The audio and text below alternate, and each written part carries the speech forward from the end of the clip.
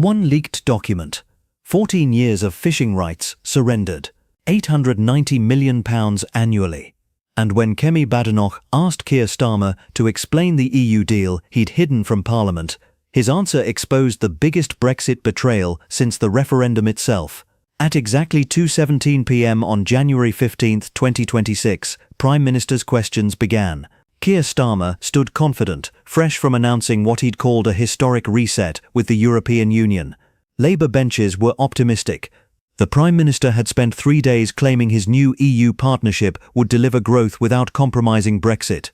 But Kemi Badenoch had spent 72 hours with a leaked document. The actual EU-UK Fisheries and Regulatory Alignment Agreement obtained from a Brussels source. Page 47, Section 12, Subsection C, contained what Starmer hadn't mentioned anywhere.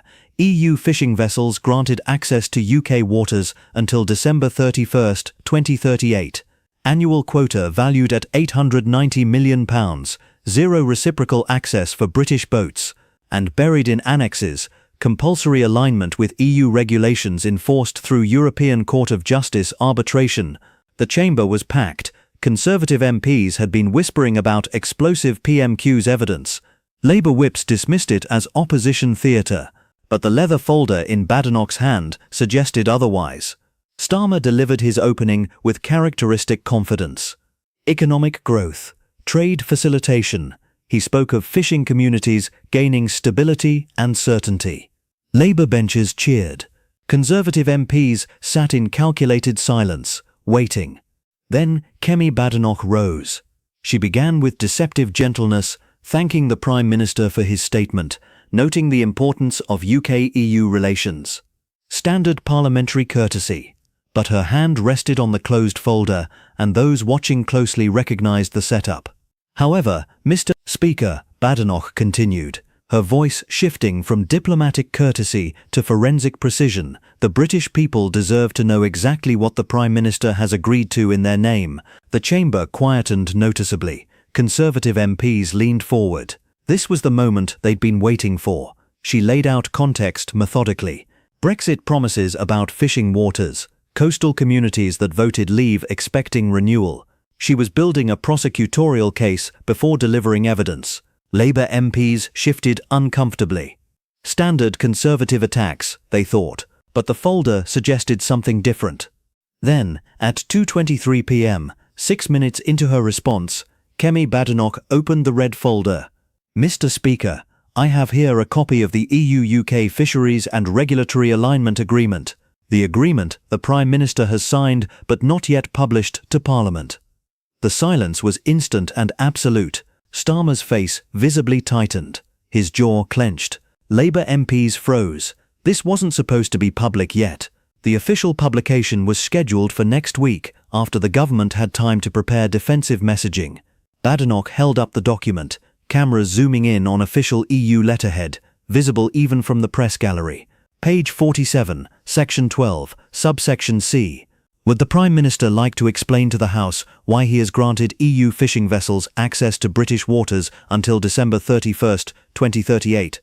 The number landed like a depth charge. 2038, 14 years of surrendered control, longer than the entire period since the Brexit referendum. Conservative benches erupted. Labour MPs sat in stunned silence, many clearly hearing the detail for the first time. But Badenoch wasn't finished. And would he further explain why this access is valued at £890 million annually, with zero reciprocal access for British vessels in EU waters? The financial figure was devastating. £890 million every year. Over 14 years, £12.46 billion in fishing rights handed to the EU. The mathematics of betrayal calculated in real time before millions of viewers. Starmer shot to his feet, his carefully prepared, confident demeanour cracking visibly. Mr. Speaker, the Right Honourable Lady is scaremongering with selective quotes from a complex technical agreement. The defensive tone was immediate and unmistakable. No denial of the figures, no explanation of the terms, just accusation of scaremongering. Every seasoned political observer recognised it instantly, the response of someone caught without a credible defence. The agreement delivers stability for our fishing industry, Starmer continued, his voice rising slightly, betraying frustration. It provides certainty and protects jobs. Badenoch remained standing, perfectly still, letting him finish. Then she delivered the blow that would dominate every news cycle for days. Mr. Speaker, stability. The Prime Minister calls it stability to surrender British fishing waters until 2038, to hand £890 million annually to EU vessels, and to submit disputes to the European Court of Justice? She paused, letting each fact land separately. 3 seconds of silence. Long enough for the full weight to register with every MP, every journalist, every viewer watching at home. But perhaps the Prime Minister can explain why page 52, section 14, requires the UK to maintain regulatory alignment with EU fish stock management standards enforced through ECJ arbitration. How exactly is that taking back control? The ECJ detail was the killer. Brexit's entire premise had been escaping European court jurisdiction. Starmer had spent years criticising Conservative Brexit deals for maintaining ECJ oversight. Now his own agreement reintroduced it through the back door, hidden in subsections about fish stock management. The chamber descended into chaos. Conservative MPs roared approval. Labour benches erupted in angry shouts, trying to drown out the revelation. The Speaker banged his gavel repeatedly, struggling to restore order. Through it all, Starmer stood at the dispatch box, his face flushed red, shuffling papers desperately as if searching for talking points that didn't exist. When order was finally restored, Starmer's response was a masterclass in evasion. The agreement is about pragmatic cooperation. It recognizes the shared nature of fish stocks and the importance of sustainable management. Empty diplomatic language. No engagement with the specific terms. No explanation of 2038. No justification for £890 million. No defense of ECJ oversight. Just vague platitudes about cooperation and sustainability. Badenoch smiled slightly. Not triumphantly, but with the quiet satisfaction of someone who just watched their opponent hang himself with his own words. She'd asked specific questions about specific terms. He'd responded with generic talking points. The contrast was devastating. She pressed the advantage. Mr. Speaker, fishing communities in Grimsby, in Hull, in Hartlepool voted for Brexit, believing they would regain control of British waters. The Prime Minister promised to respect that vote. Instead, he has surrendered their livelihoods until 2038 and handed £890 million annually to foreign vessels. The geographic specificity was surgical. Grimsby, Hull, Hartlepool, Labour-held constituencies in the Red Wall, fishing communities that had trusted Labour to protect their interests after Brexit, now facing documentary evidence that they'd been betrayed. How does the Prime Minister justify telling these communities that taking back control means giving it away for 14 years? Starmer attempted another deflection. We have secured important provisions for UK vessels and significant funding for coastal communities. But the damage was irreversible. He'd been asked about 2038, about £890 million, about ECJ jurisdiction. He'd answered with vague assurances about provisions and funding without citing a single specific term. The evasion was transparent and humiliating. At 2:31 p.m., the session moved to other questions. But the earthquake had triggered. Within minutes, hash fishing betrayal trended on X. By 2:41 p.m. The main video had 1.8 million views. By 2:52 p.m., 3.4 million. The clip spread because it was genuinely explosive. Leaked document, specific betrayal terms, a Prime Minister unable to defend his own agreement. By 3:07 p.m., BBC News interrupted regular programming. Breaking. Questions raised over PM's EU fishing agreement after leaked document reveals 2038 access terms. The Guardian, despite Labour sympathies, ran analysis noting Starmer struggled to defend specific terms of fisheries deal.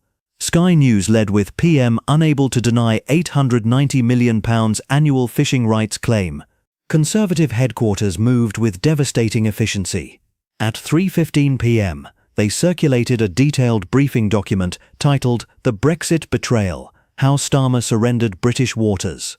The dossier contained the full text of page 47, showing the 2038 deadline, calculation methodology for the £890 million annual figure, pre-Brexit quota comparisons, proving sovereignty surrender, a map of 23 vulnerable Labour coastal constituencies, Grimsby polling, showing 67% opposition, and the ECJ oversight clauses from Section 14.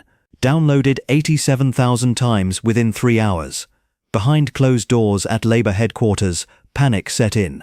Senior advisors scrambled for messaging, but every draft sounded hollow. Pragmatic cooperation couldn't explain 2038. Shared sustainability couldn't justify £890 million with zero reciprocal access. Downing Street's 4:35 p.m. statement. The fisheries agreement delivers long-term certainty within a framework of sustainable management. It avoided mentioning 2038, £890 million, or ECJ oversight. The evasion fooled no one. Weekend polling confirmed catastrophic damage. In red wall constituencies with fishing interests, Labour dropped 11 points. Do you trust Labour on Brexit? Only 23% said yes, down from 41%. Most devastating. In Grimsby, Reform UK surged to 34%, overtaking Labour at 28%. Nigel Farage immediately pledged to campaign in every affected constituency, calling Starmer the greatest Brexit betrayer in British political history. By Monday, the political landscape had shifted fundamentally. 7 Labour MPs from coastal constituencies issued a joint statement expressing deep concern about the fishing agreement and demanding full parliamentary debate before ratification. 3 more privately told whips they would vote against the deal if it came to the Commons. The Telegraph's front page showed 2 images side by side. Kemi Badenoch holding the leaked agreement at pmqs versus a Grimsby fishing boat with betrayed painted on its hull. Headline: the document that exposed Labour's Brexit lie.